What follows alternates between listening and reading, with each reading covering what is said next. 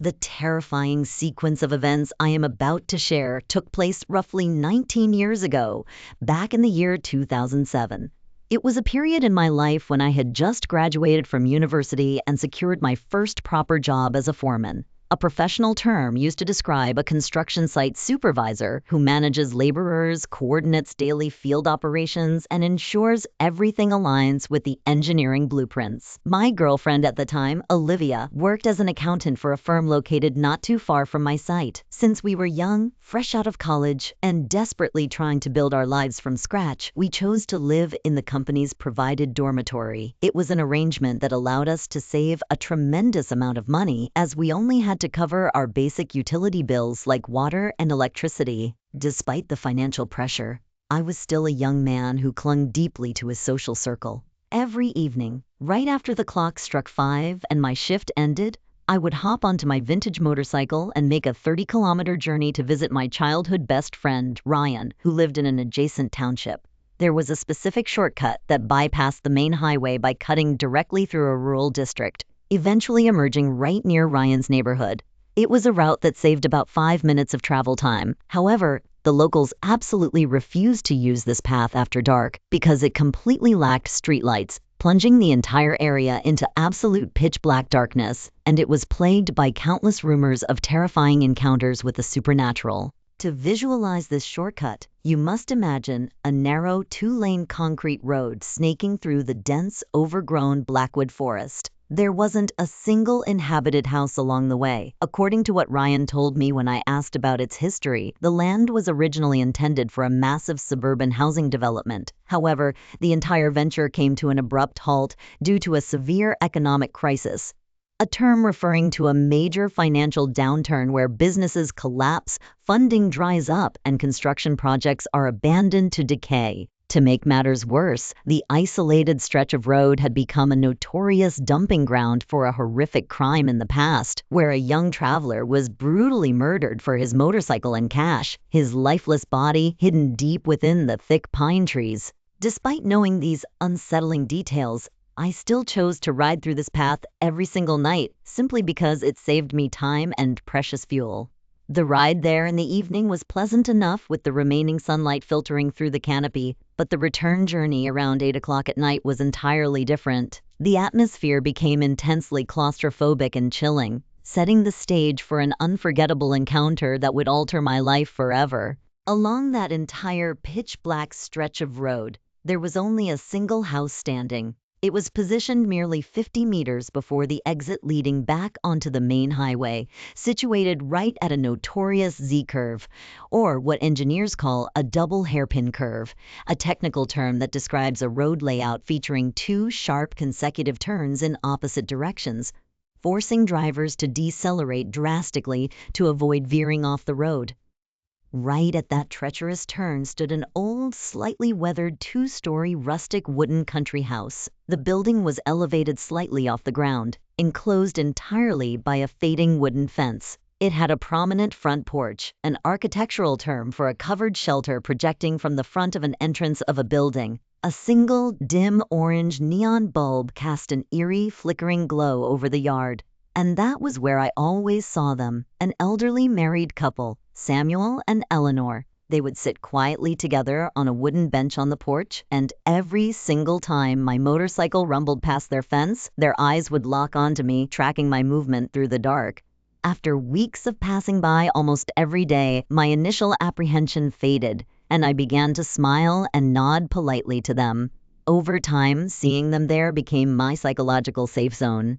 Amidst the overwhelming darkness of the Blackwood Forest, their presence made me feel like I was finally close to civilization. Yet I couldn't help but notice that they were always entirely alone. Not once did I ever see any children or relatives visiting them. Then came one fateful stormy night when a torrential downpour caught me completely off guard on my way back to the dormitory.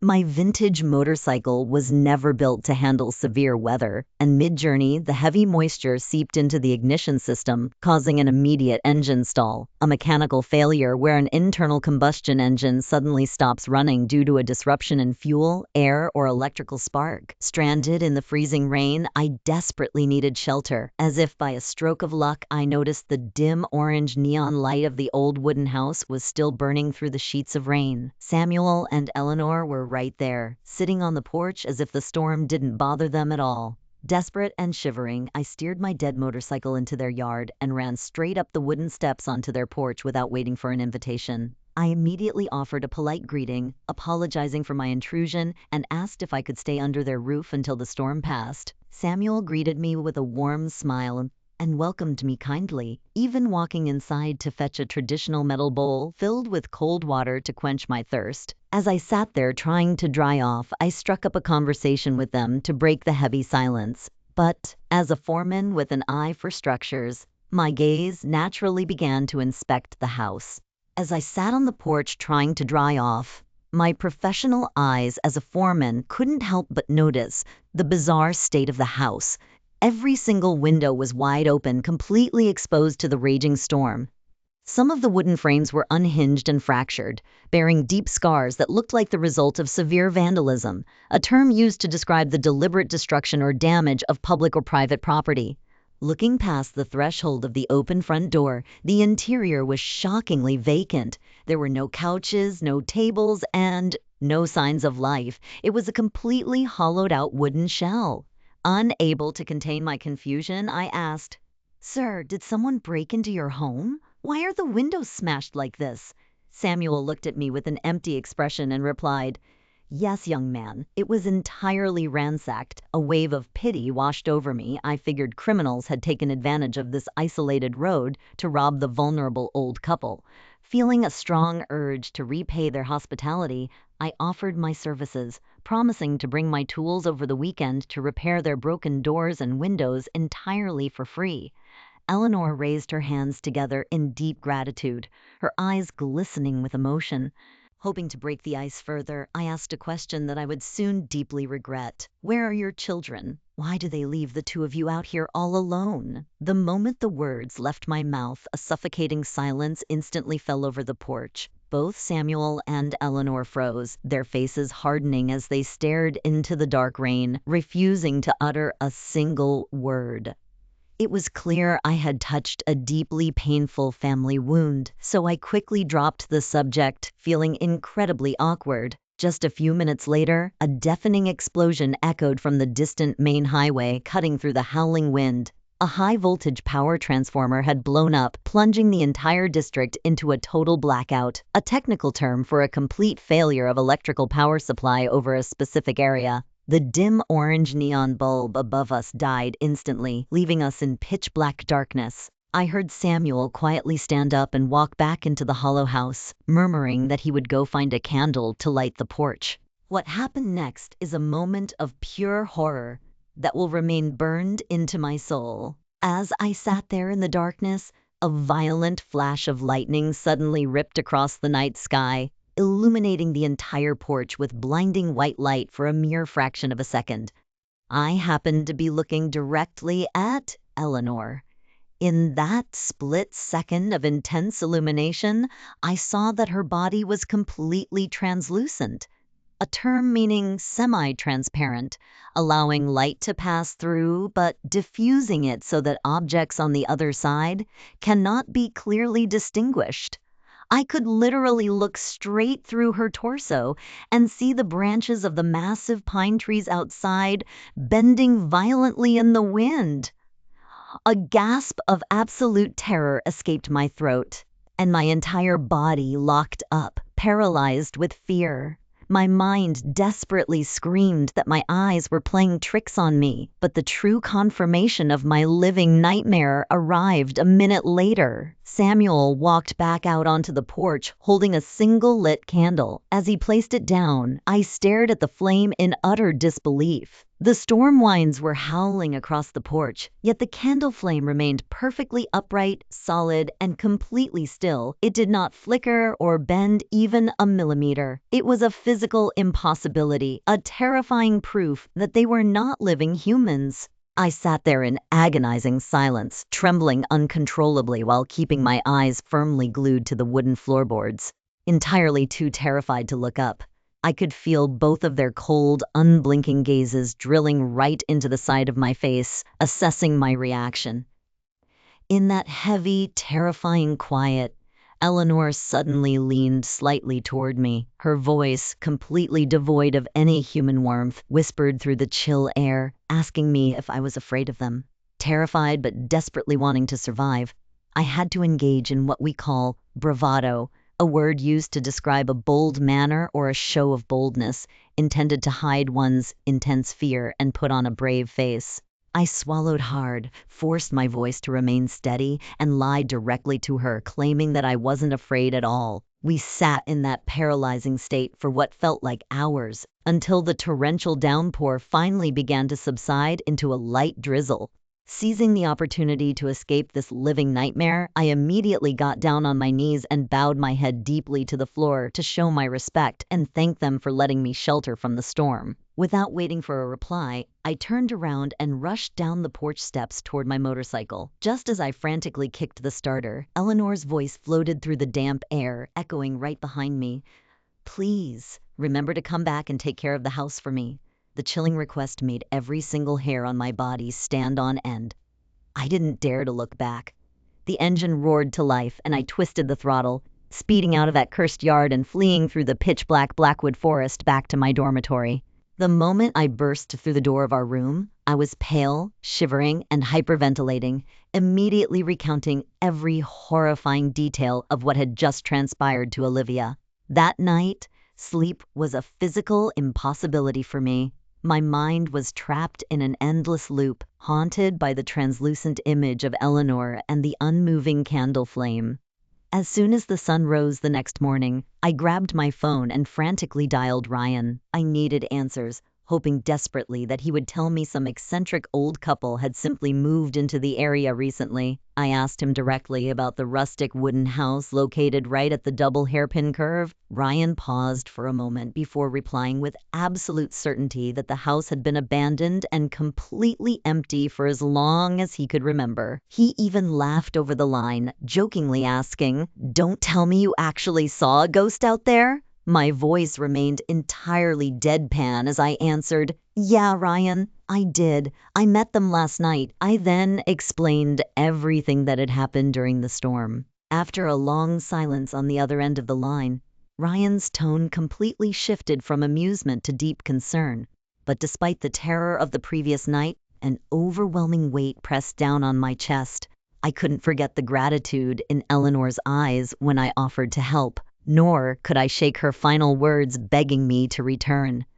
I told Ryan that I needed him to come with me that weekend because I had given my word to the spirits that I would repair their broken doors and windows. I felt deeply unsettled and unresolved because I was the one who had volunteered to help them. Ryan immediately flatly refused, admitting he was terrified of ghosts, but I kept pleading, reminding him of our lifelong friendship until he finally relented. When Sunday morning arrived, I woke up at the crack of dawn, my mind focused entirely on the task ahead. I drove out to a hardware store to purchase repair supplies, including heavy-duty hinges, screws, and a sturdy combination padlock. On my way, I took the shortcut through the Blackwood Forest to see the house in the clear light of day. Seeing it under the morning sun was a jarring experience. The house was unmistakably profoundly abandoned. The fence was rotting, and the structure looked like a hollow corpse. I was deeply perplexed, questioning how I had driven past the spot for months and perceived it as a warm, inhabited safe zone where an old couple constantly smiled at me. I rode over to Ryan's house, where we switched to his family's pickup truck to transport the heavy lumber and tools we needed. When we finally arrived at the old property and stepped past the threshold, the sheer emptiness of the interior was suffocating. There was absolutely nothing left inside. Ryan and I hypothesized that Either opportunistic looters had stripped the place bare, or their relatives had cleared everything out after they passed away. Fortunately, because of our backgrounds, me being a construction foreman and Ryan working as a skilled tradesman, the labor came naturally to us. We spent nearly the entire day replacing shattered frames, securing loose floorboards, and realigning the heavy wooden windows. By the time the sun began to dip below the horizon, casting long shadows through the pine trees, our work was complete. Before packing up, we decided to light a few sticks of incense on the porch as a gesture of respect to Samuel and Elinor. I walked to the front door, shut it tightly, and snapped the combination padlock onto the newly installed hasp, a technical hardware term for a slotted metal plate that fits over a staple, typically secured by a padlock to lock utility buildings or old doors. The numerical code I chose was a simple sequence, 1, 2, 3, 4. Standing there in the creeping twilight, I called out into the empty air, "Samuel! Elinor! I fixed the house for you. The code to the lock is 1, 2, 3, 4. To ensure they wouldn't forget, I took a heavy iron nail and carefully scratched the numbers 1, 2, 3, 4 deep into the wood of the main structural pillar on the porch. At that moment, I felt a profound sense of relief washing over me, believing I had settled any spiritual debt between us. However, as we drove away, Eleanor's final words from that stormy night kept echoing like a phantom whisper in the back of my mind. "Please, remember to come back and take care of the house for me." I tried to comfort myself with the fact that I had never explicitly agreed to that secondary request, but the heavy weight in my chest refused to dissipate. When I returned to the dormitory and recounted the day's events to Olivia, she looked at me with deep anxiety and pleaded, "Please, Ethan, don't ever take that shortcut again. It's too dangerous and I don't want you bringing any more ghosts into our lives." Days bled into weeks, and life temporarily returned to its normal, exhausting routine of construction deadlines and spreadsheets. True to my promise to Olivia, I avoided the shortcut through the Blackwood Forest entirely, opting instead for the longer highway route, even though it added precious minutes to my daily commute. Then, as the date for the monthly state raffle approached, my phone rang early one morning. It was Ryan, and his voice was buzzing with a strange, superstitious excitement.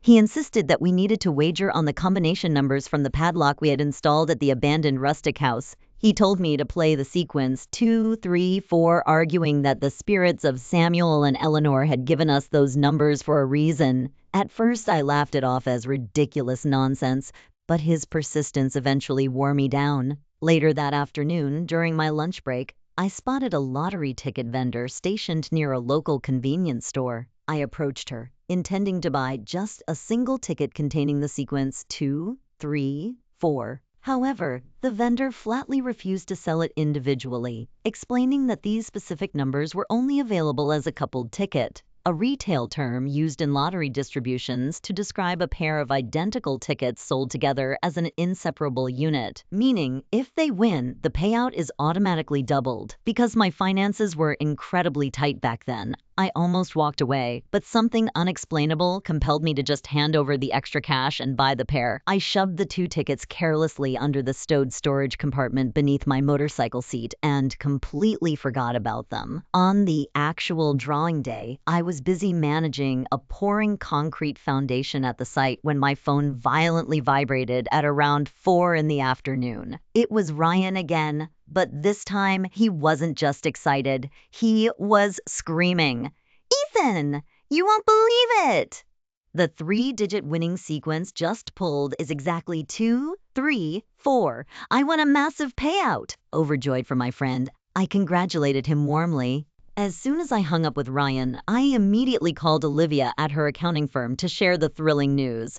Olivia gasped happily over the line, but immediately asked, "Wait, Ethan, didn't you buy a pair of tickets with those same numbers? Where are they?" I casually replied that they were still stashed away under my motorcycle seat and that I would check them whenever I got back to the office computer. Sensing my complete lack of urgency, Olivia practically ordered me to check them right that second. I hung up, hurried across the dusty construction lot, and popped open the motorcycle seat compartment to retrieve the crumpled pieces of paper. I ran into the main trailer office, logged onto the official database, and began aligning the digits one by one. My heart suddenly hammered violently against my ribs as the realization hit me like a physical blow.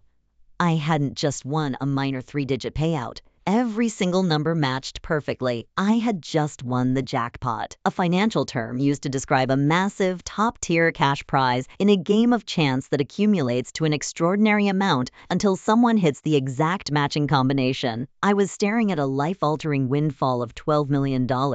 After officially claiming the jackpot money, Olivia and I decided to keep our lives completely grounded and continue our daily routines exactly as before. This meant heading to our respective jobs in the morning and me riding out to visit Ryan in the evenings. Despite the terror of my initial encounter, an overwhelming sense of gratitude compelled me to start using the shortcut through the Blackwood Forest once again. I harbored a desperate hope that I would see Samuel and Elinor just one more time, simply so I could thank them face to face for the miraculous fortune they had bestowed upon us. Every single evening, as I rumbled past the weathered country house, I would park my motorcycle, fold my hands, and bow respectfully toward the dark, quiet structure. But the porch remained empty, and the spirits never showed themselves to me again. Even though they were gone, Elinor's parting words, "Please, remember to come back and take care of the house for me," remained deeply embedded in my mind. One evening, while making my usual commute, those whispered words consumed my thoughts so intensely that my mind slipped into a profound state of dissociation, a psychological term used to describe a temporary mental detachment from one's immediate physical surroundings, where a person functions entirely on autopilot while their conscious awareness zones out. Lost in this heavy daydream, I completely missed the crucial right turn that led back to my dormitory. Instead, I kept riding straight down an unfamiliar road, deeper into a secluded neighborhood. I abruptly snapped back to reality and regained full consciousness only when my motorcycle rolled to a stop at the very end of a dark, unfamiliar alleyway. Looking around, I realized I was stranded in a classic cul-de-sac, a French-derived urban planning term referring to a dead-end street or passage closed at one end, specifically designed to limit through traffic and maximize privacy for the residents. There were only 2 houses built inside this secluded area, one on the left and a truly massive luxury estate standing on the right. I stood there shivering in the evening air, completely bewildered, staring up at the opulent mansion and wondering what bizarre force had guided my hands to steer me to this exact destination.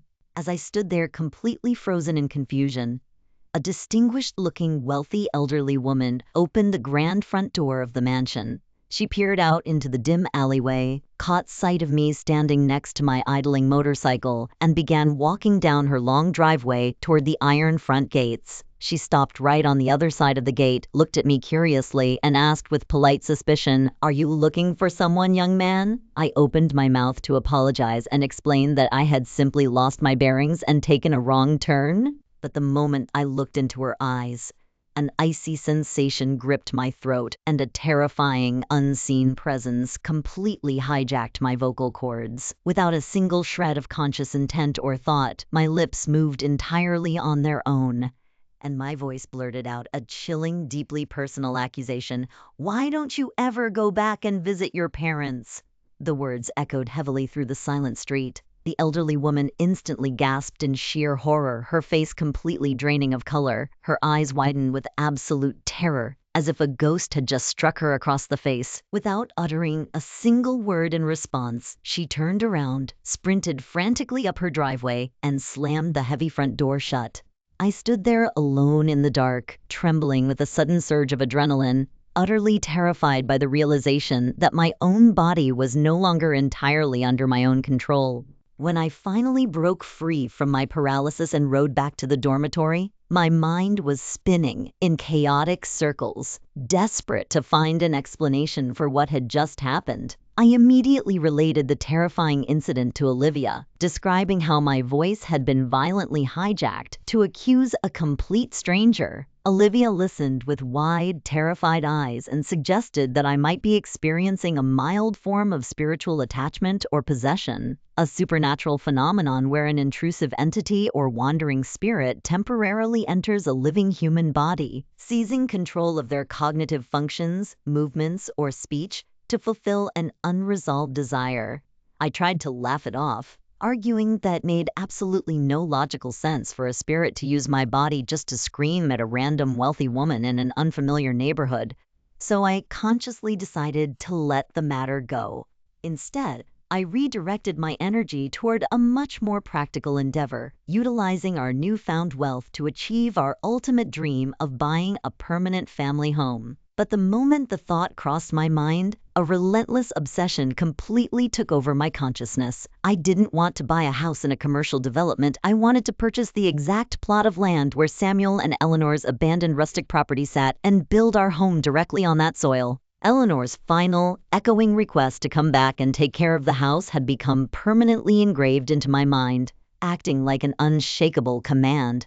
Olivia was absolutely mortified by my proposal, completely refusing to ever live on a haunted plot of land, but my stubborn determination ultimately overpowered her protests. The following Sunday, I rode my motorcycle back to the abandoned property alone during the bright afternoon, intent on conducting a thorough physical inspection of the boundaries and searching for any legal signs that might lead me to the current deed holder. Stepping into the yard, I mapped out the perimeter. It was a sprawling 3-acre lot, completely hidden from public view, choked with wild vegetation and enclosed by a rotting wooden fence. As I began walking deep into the unmanaged forest behind the house, my body naturally entered a state of intense hypervigilance, an acute psychological and physiological state of extreme alertness where a person's nervous system becomes highly sensitive to their surroundings, leaving them constantly scanning for hidden threats or minor sounds.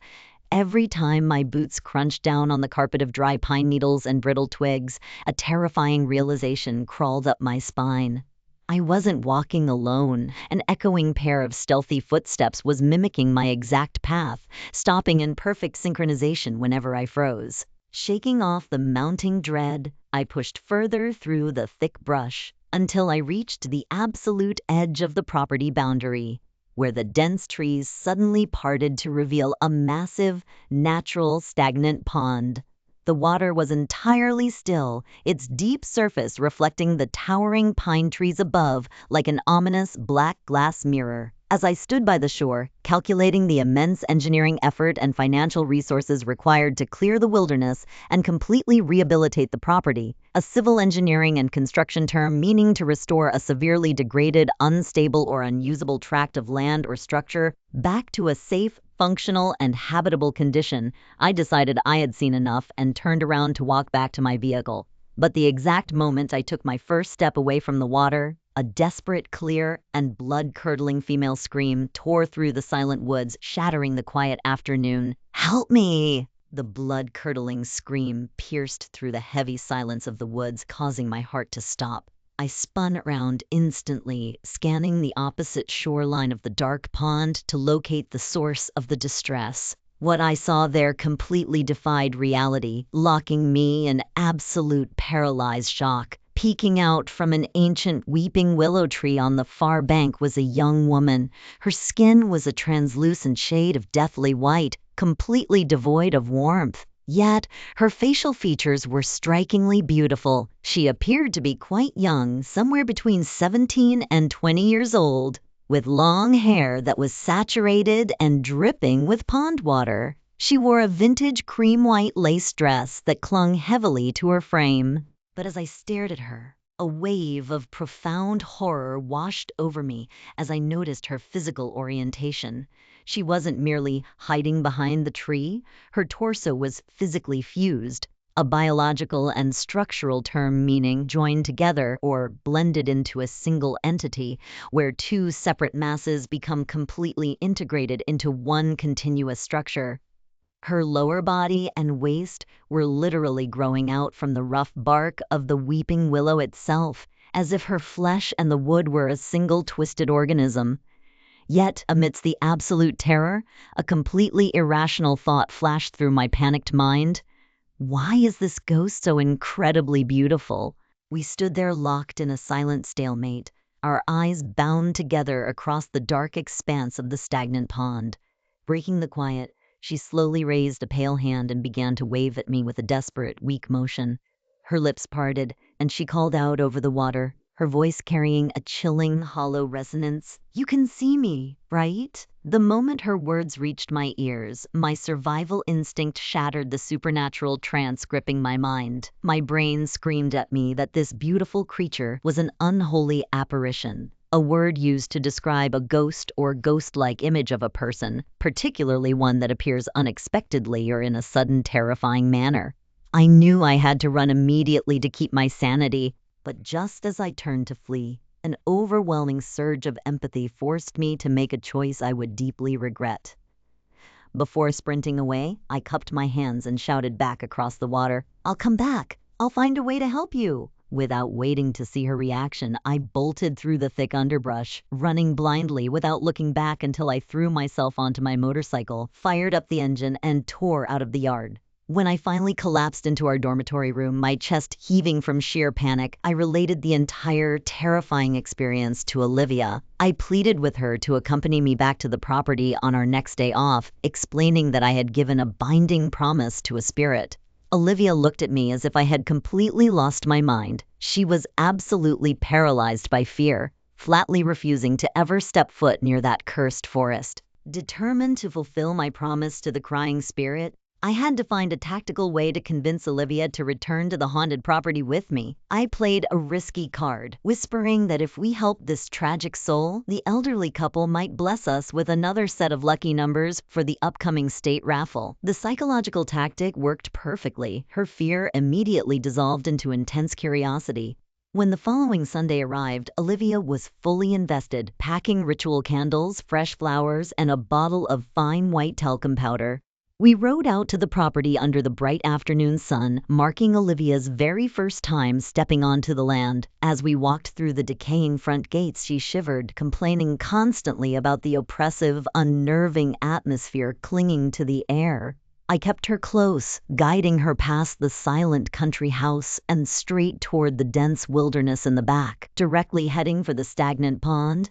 We carefully stepped over the rotting branches until we reached the massive, ancient weeping willow tree where the apparition had emerged. Up close, the tree was titanic, easily requiring two fully grown men wrapping their arms around the trunk to span its circumference. On the side facing the black water, I immediately noticed a large patch where the thick outer bark had been intentionally scraped off and shaved entirely flat decades ago. Hidden within this weathered patch was a deeply faded, distorted carving of handwritten letters. Over the long years, as the living tree expanded and grew, the wood fibers had stretched and warped the engraving so severely that the words were entirely illegible to the naked eye. I quickly remembered the fine talcum powder Olivia had packed. Taking the bottle, I carefully shook the white powder over the rough, distorted wood grains and used my palm to gently wipe the excess away. In forensic documentation and archaeology, this technique is known as powder casting, a specialized method where a fine contrast dust is packed into microscopic crevices or weathered recessions of an uneven surface, allowing shallow, eroded inscriptions to stand out clearly against the surrounding material. As the bright white dust filled the ancient grooves, the warped lines emerged, yet most of the text remained too distorted by the tree's growth to comprehend. However, the final four letters at the very end of the phrase were miraculously, perfectly preserved. Sweeping the dust away revealed the sequence. Tima. Olivia and I stared at the wood in utter bewilderment, whispering the name Tima over and over into the quiet forest, wondering whose tragic life had been carved into this tree before she pulled us away as twilight began to fall. Following that chilling realization at the weeping willow tree, I became completely consumed by an intense obsession to acquire that plot of land. I couldn't stop thinking about Elinor's pleading final words or the beautiful tragic apparition of Tima fused into the bark. The next morning, I constructed a massive plywood sign. Using a thick black marker, I boldly wrote, "Cash buyer interested in purchasing this property." Please contact Ethan, followed by my phone line. I rode out to the double hairpin curve and hammered the sign deep into the soil right in front of Samuel and Elinor's rotting fence, hoping someone would call. A week passed, then a full month, but my phone remained silent. Not a single person called to negotiate a sale, nor did anyone call to complain. Frustrated and hitting a complete dead end, I reached out to Ryan, asking him to use his local connections to secretly investigate the county deed registries for me. A few days later, Ryan called me back, his voice thick with absolute disbelief. He had managed to unearth a hidden plat map, a scaled geographic map prepared by a surveyor that illustrates the precise legal boundaries, parcel numbers, and easements of a specific tract of land within a county. Ryan explained that according to the official records, the plot didn't just consist of the 3-acre lot surrounding the decaying house. The deed actually spanned across both sides of the entire shortcut road, encompassing a massive parcel of over 100 acres of prime timber forest. The staggering news left me completely dumbfounded. I assumed that the heirs to this property must be so extraordinarily wealthy that they simply forgot about the existence of this 100-acre forest, completely abandoning it to decay. Another month dragged by, and with still no communication from the owner, I began to lose all hope. One evening, as I sat on the dormitory bed, I vented my frustrations to Olivia, complaining that I couldn't locate a single lead on the deed holder. Olivia stopped her work, turned to look at me with a sharp expression, and dropped a question that hit me like a lightning bolt. "Ethan, have you actually gone back to check on that wealthy elderly woman from the cul-de-sac?" I froze, my jaw dropping as a wave of realization washed over me. Throughout that entire 2-month search, my mind had completely erased her from the equation. I had treated that bizarre cul-de-sac incident as an isolated event, completely failing to connect the dots. My voice trembled as I realized the truth. "The old woman," I whispered, "the one whose voice was hijacked by a spirit, she is the missing piece." Olivia nodded slowly, pointing out that my own mouth had forced out the question, asking why she never visited her parents. If the entity that possessed me was indeed Tima, then that wealthy woman fleeing into her mansion wasn't a stranger at all. She was Samuel and Elinor's daughter. The revelation shook me to my core, and I knew with absolute certainty that we had to confront the wealthy elderly woman immediately. Olivia agreed, but as a meticulous accountant, her practical mind instantly established a strict financial contingency, a legal and financial term in real estate transactions that sets specific conditions, monetary limits, or caps that must be strictly met, meaning that if the purchase price or terms violate the agreed limits, the entire deal is automatically voided. She looked me dead in the eye and warned, "Ethan, we have the jackpot money, but I am forbidding you from spending a single penny over $2 million on that haunted plot of land. If she demands a higher amount, we walk away forever." I readily agreed to her condition, too consumed by my spiritual obligation to care about the exact numbers. The following Sunday morning, Olivia and I rode out to the secluded cul-de-sac, my heart hammering violently against my ribs as we parked outside the grand mansion. I walked up to the main entrance and pressed the security buzzer, anxiously waiting for a response. After a few tense moments, the heavy front door swung open. But instead of the elderly woman, a distinguished older gentleman stepped out onto the driveway. He walked down to the gate, eyeing Olivia and me with calm, polite curiosity before asking who we were looking for. I took a deep breath and stated our purpose clearly. "Good afternoon, sir. We are here to inquire about the ownership of the old rustic wooden property located right at the double hairpin curve inside the Blackwood Forest." The man's face instantly went entirely blank. He didn't say a single word in response, but his eyes locked onto mine with a heavy, unreadable gaze. He stood there frozen for what felt like an eternity before finally murmuring, "Wait here, I will go get my wife."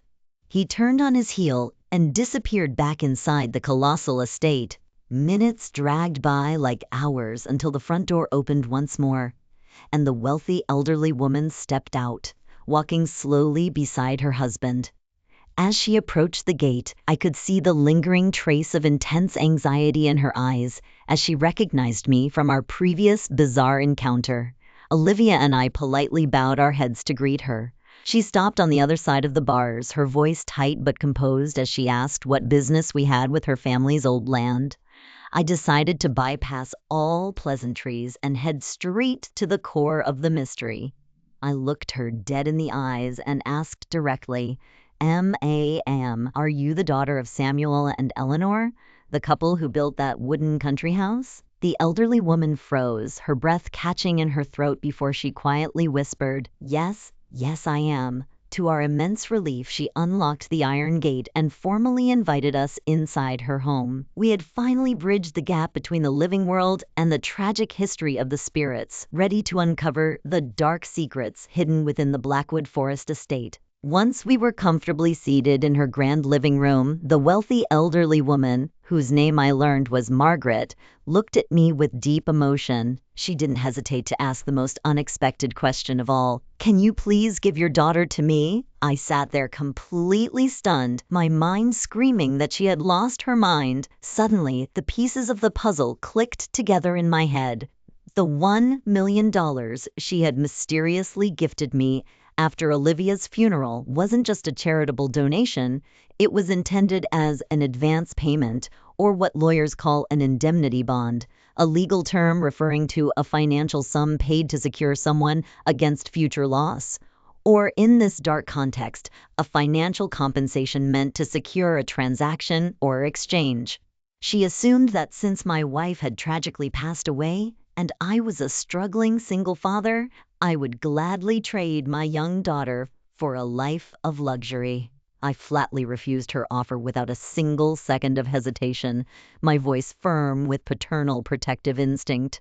Margaret began to weep, desperately trying to rationalize her bizarre demand. She pleaded with me to let her raise the girl, promising to cover every single expense from private schooling to medical care, so I wouldn't have to carry the heavy financial burden alone. She looked at me through her tears and whispered, "Please, Ethan, do not deny me this. I am not trying to steal her. I am simply trying to achieve expiation, a word meaning the act of making amends or reparation for a guilt or wrongdoing, a desperate spiritual cleansing to erase a terrible crime from my past. I need you to understand."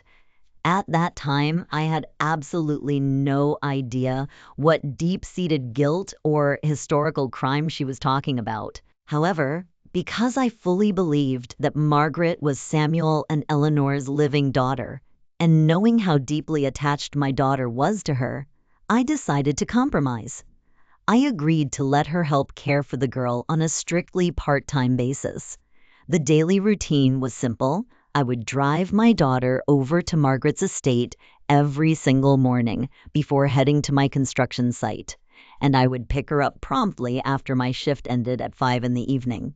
Deep down, I felt a massive sense of relief because juggling a rigorous foreman job while raising a motherless toddler had left me utterly exhausted. Little did I know, this seemingly perfect babysitting arrangement was merely drawing my innocent daughter closer to the tragic, vengeful vortex of the Blackwood Forest spirits.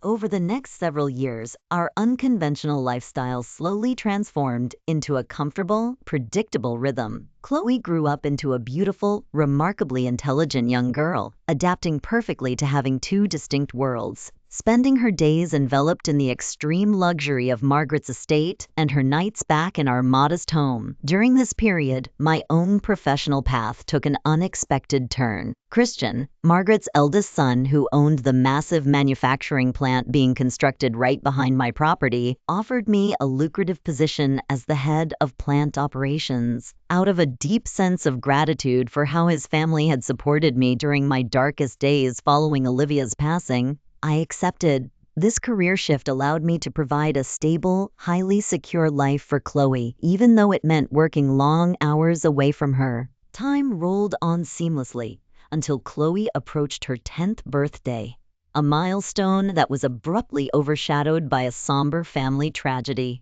Margaret's elderly husband suddenly passed away from natural causes. His death threw the family into a chaotic period of legal transitions as his 4 adult children rushed back to the estate, They desperately tried to convince a grieving Margaret to sell the massive estate and liquidate their late father's remaining holdings through probate administration, a court-monitored legal process where a deceased person's last will and testament is officially validated, their outstanding liabilities and taxes are settled, and their remaining properties and financial assets are systematically distributed to the rightful beneficiaries. However, Margaret fiercely resisted every single plea from her children, completely refusing to abandon her home or leave the memories of her late husband behind.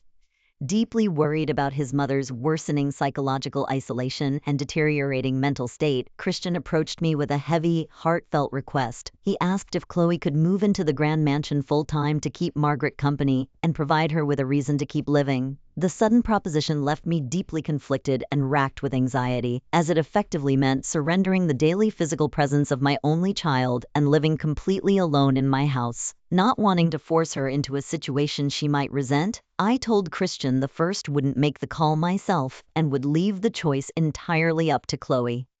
To my bittersweet heartbreak, the moment I presented the idea to her, Chloe eagerly and without hesitation chose to live with her grandma Margaret. The profound psychological bond they shared was undeniable. Having been raised and nurtured by Margaret since infancy following Olivia's tragic death, Chloe was undeniably closer to her than to me. From that point forward, Chloe lived at the luxury estate permanently, only returning to my house on weekends via Margaret's private chauffeur, creating a fragile peace that masked the dark ancestral storm brewing within the family line. 5 years passed, and Chloe approached her 15th birthday. One afternoon, Margaret called me urgently, requesting my immediate presence at the estate.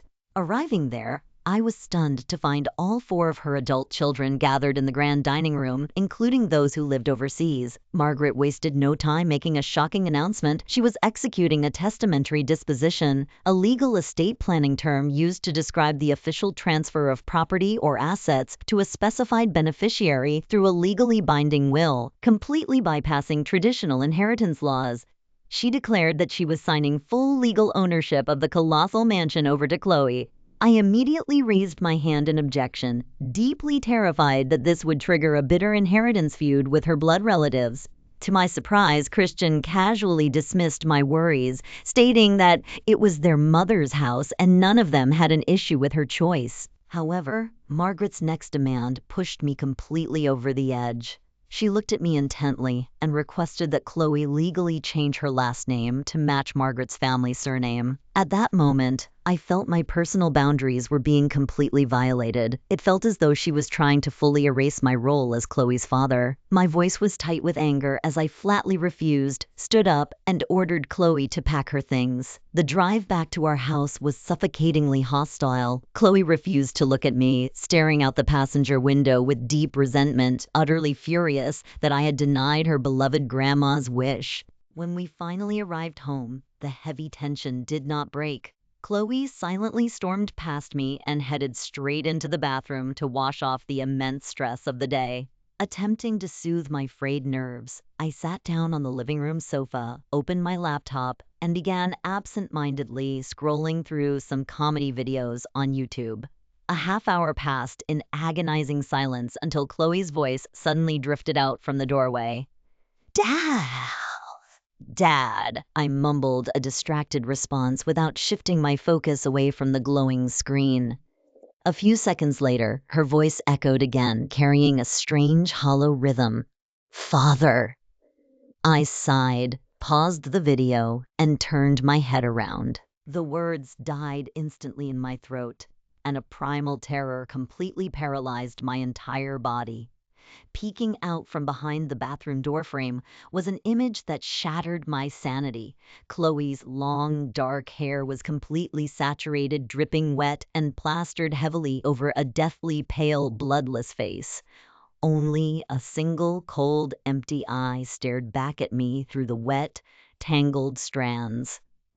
For one horrifying, timeless second, the 15-year-old girl standing in the dark shadows wasn't my daughter Chloe at all. I was staring directly into the waterlogged, vengeful apparition of Tima peering out from the weeping willow pond. That terrifying, waterlogged visage stayed burned behind my eyelids for the rest of the night, rendering sleep entirely impossible. Every time I closed my eyes, I saw Tima's freezing, unblinking eye staring at me through my own daughter's face. The puzzle had grown too dangerous to ignore. The supernatural boundaries were collapsing right into my home. As soon as dawn broke, I grabbed my phone and dialed Margaret, demanding to see her. Her voice over the line was cold from our argument the previous day, as she flatly claimed she wasn't home and couldn't see me. I didn't care. I drove directly over to her estate anyway, pulling up to the gates just before noon. When Margaret finally came down to the living room, she asked coldly what business was so urgent that I had to force my way onto her property. I bypassed all pleasantries, leaned forward and asked her directly, "Margaret, you told me years ago that your younger sister Tima committed suicide by drowning herself in the pond on my property. I need you to look me in the eye and tell me why. What drove her to do it?" Margaret immediately flinched, her face hardening into a defensive mask. Sensing her resistance, I laid down my final card, offering her a desperate quid pro quo, a Latin legal phrase meaning a favor or advantage granted in explicit exchange for something expected in return, establishing a transactional compromise between two opposing parties. I said, "If you tell me the absolute truth about what happened to Tima, I will completely stop opposing your property transfer. I will allow you to sign the mansion over to Chloe, and I will not stand in the way of her changing her surname to match yours. But I must know the truth first." The massive offer was a compromise Margaret simply could not refuse. The rigid walls she had built over decades to conceal her deepest regrets instantly crumbled. Her eyes welled with heavy tears, and she quietly instructed me to wait in the room. She disappeared upstairs for nearly 20 minutes before returning with a massive, heavy vintage photograph album. The thick cover was wrapped in a faded, old-fashioned floral fabric. Sitting down across from me, her hands trembling violently, she opened the fragile pages to reveal a collection of old black-and-white portraits. As she looked at the monochrome faces from her past, she began to weep silently, preparing to finally unlock the tragic, horrific history of the family. Margaret took a deep breath, her eyes tracking the faded edges of the vintage monochrome photographs as she began to unravel her family's history. She explained that she had been born into an incredibly wealthy, prominent lineage. Her father, Samuel, owned and operated a highly successful grain mill and a fleet of large cargo commercial boats that dominated the river trade networks of the region. It was a massive commercial operation, an extensive agrarian enterprise, a macroeconomic term used to describe a large-scale, highly commercialized agricultural business network that integrates cultivation, industrial processing, distribution, and wholesale transport logistics into a single corporate system. Margaret was the eldest child, and her younger sister Tima was born exactly 6 years later. As Margaret grew into a willful young woman, she became desperate to escape the suffocating confines of their small, isolated rural township. Upon graduating from her secondary school, she begged her parents for permission to move away and pursue a prestigious higher education degree in the bustling metropolis of Boston, Massachusetts. Her father flatly refused at first, strictly adhering to old-fashioned values and insisting that a young woman belonged at home to look after domestic affairs. However, Margaret relentlessly pleaded her case, eventually convincing her mother, Elinor, to secretly intervene on her behalf. Elinor gradually wore down Samuel's resistance until he finally relented, giving Margaret the financial backing to move to the big city. Margaret excelled in her studies and graduated at the top of her class, but the taste of freedom and urban life had completely changed her. When the time came for her to return to the Blackwood Forest estate and assume her duties in the family business, she flatly refused. She chose to stay in Boston, securing an independent career and making a life entirely separate from her lineage. Samuel was consumed by a blinding, unyielding fury over her betrayal. In his rage, he formally declared a total estrangement, a psychological and legal term describing the physical and emotional distancing between family members, resulting in a complete cessation of communication and the formal cutting of ancestral ties. He swore he no longer had an eldest daughter. But Margaret stubbornly didn't care, completely out of touch with the devastating ripple effects her actions would cause.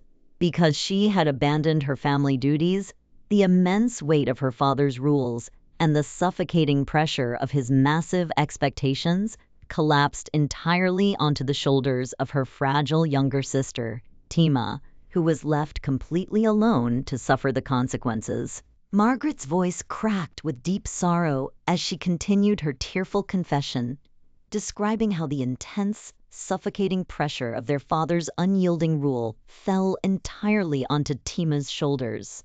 When Tima finally completed her secondary education, she desperately begged to follow her older sister's footsteps to Boston.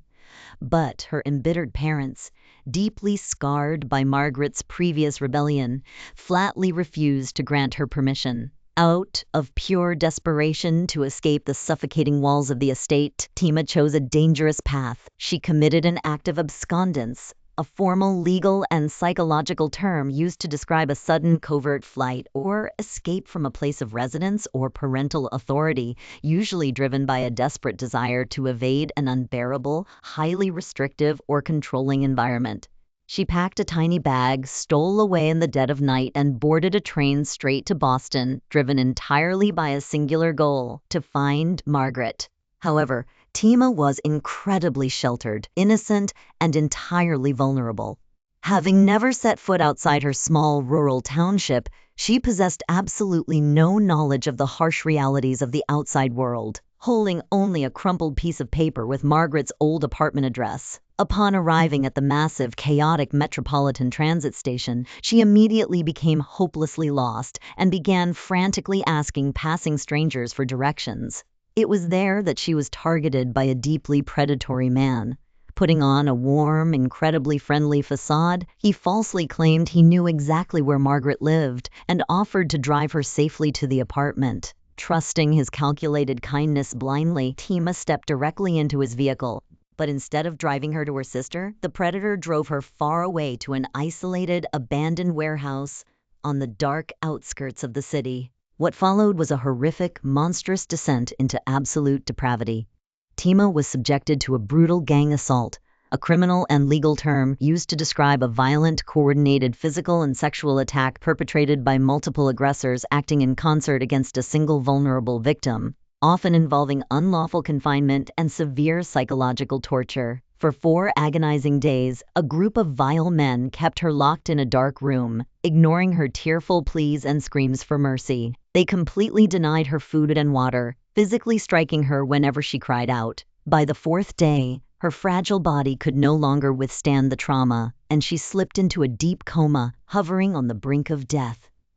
Believing she was dead and wanting to eliminate all evidence of their crime, the abusers callously dumped her limp body into the cold weeds by a desolate roadside. By some miracle, a passing local resident and emergency medical technicians found Tima's unconscious form and rushed her to a nearby hospital. When she finally woke up in the intensive care unit, a team of attending physicians provided a bleak clinical prognosis, a medical term indicating a doctor's formal opinion about the expected development, severity, and eventual recovery path of a patient's severe physical injuries or profound psychological trauma. Though her body was slowly recovering from the horrific abuse, her spirit was completely shattered. Desperate, isolated, and terrified of the outside world, she begged the hospital's social workers and local authorities to track down her older sister, providing them with Margaret's old apartment address. When the police finally located Margaret and brought her to the facility, Margaret was completely horrified and heartbroken to see the devastating physical and mental state of her younger sister. However, instead of offering Tima a safe haven or letting her stay in Boston to heal, Margaret made a cold, deeply regretful decision. Overwhelmed by the sudden burden of personal responsibility and prioritizing her own independent lifestyle, Margaret flatly refused to let Tima move into her apartment. She bought Tima a train ticket and ordered her to return to the strict, suffocating country house in the Blackwood Forest, arguing that their aging parents needed someone to look after them. Tima wept uncontrollably, screaming that her sister was her absolute last refuge and that she couldn't face their unyielding father after the trauma she endured. But Margaret callously turned her back. Having her final source of hope systematically destroyed by her own flesh and blood, a broken Tima returned to the isolated family property. Unable to bear the overwhelming weight of her secret shame and sorrow, she walked straight to the stagnant pond behind the country house and drowned herself. Margaret wept hysterically as she related this, explaining that she didn't even learn of Tima's suicide until a year later when she finally visited, only for her grief-stricken parents to curse her and cast her out of the lineage forever. Margaret then wiped her face, reached into the very back of the old floral-wrapped photograph album, and pulled out a fragile, yellowed piece of paper. This document was a heartbreaking posthumous discovery, a legal and archival term referring to a critical letter, diary entry, or piece of physical evidence that is unearthed and brought to light only after the author or person involved has already passed away. Margaret had found it decades later, hidden safely behind the heavy wooden canvas of Tima's old graduation portrait. She handed the fragile note across the table to me. With a shaking hand, I held the paper up to the dim light of the drawing room, prepared to read Tima's final, tragic words, written right before she took her own life. I carefully opened the fragile, yellowed letter, my eyes tracking Tima's faded handwriting. The note read, "I love you, Margaret, and I love our parents so much, but you did not love me at all. Why did you refuse to help me when I needed you most? I traveled all that way, hoping you would be my absolute refuge. I suppose my spiritual merits in this lifetime were only meant to bring me this far. I deeply hope that in our next existence we will meet again as sisters, Margaret." It was signed at the very bottom, Tima. As I finished reading, Margaret handed me a fragile portrait of Tima captured during her graduation day. Staring down at the image, my breath instantly caught in my throat. Any remaining doubts I harbored vanished. Tima's facial features, she looked exactly like my daughter Chloe. The terrifying resemblance was a staggering proof of transmigration, a philosophical concept referring to the passage of a soul after death into another bodily form, a continuous spiritual rebirth where an individual returns to the physical world to resolve ancestral trauma. Even I, her father, felt like I was looking at the exact same person. I implored Margaret to never share this story with Chloe, pocketed the note, and bid her farewell. The long ride home was heavy with a profound melancholy for Tima's horrific destiny. Pulling into my driveway, I peered through the glass window and saw Chloe sitting peacefully by her computer table. I bypassed the front door, slipping quietly into the backyard to stand under the massive weeping willow tree, standing on the edge of the stagnant pond where her apparition had first appeared. I pulled out Tima's letter along with a lighter. I held the flame to the yellowed paper, watching the blazing fire consume her words. In environmental science and ritualistic practices, this act is called incineration, the process of burning waste or symbolic materials at high temperatures until they are completely reduced to ash. As the gray ashes drifted softly onto the black water, I whispered a final prayer. "Tima, please let it go. May your soul find absolute peace in the light." Turning back toward my house, I found Chloe standing right beside the patio door, silently watching me with heavy tears streaming down her cheeks. Alarmed, I rushed over and gently placed my hand on her hair, asking what was wrong. Chloe suddenly slammed her tiny fists against my chest, her voice cracking with raw emotion. "Dad, please stop smoking so many cigarettes. Mom is already gone, and I only have you left in this world. I am so terrified of losing you too." Her words cut through my chest deeper than any ghost story ever could. I pulled her tightly into my arms, burying my face in her shoulder as I promised her that I would cut back immediately. I whispered that I wasn't going anywhere, swearing an absolute paternal oath to protect her until she was fully capable